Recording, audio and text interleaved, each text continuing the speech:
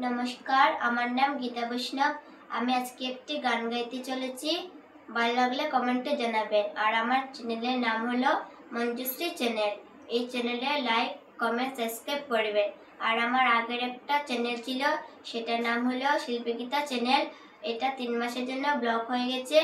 আমরা ভিডিও ছাড়তে পারবো না, কিন্তু আপনারা দেখতে পারবেন। 3 মাস পরে আবার আমরা ভিডিও ছাড়বো। এখন মঞ্জুশ্রী চ্যানেলে ভিডিও ছাড়ছি। আপনারা প্রত্যেকদিন দেখবেন আর লাইক করবেন, কমেন্ট করবেন।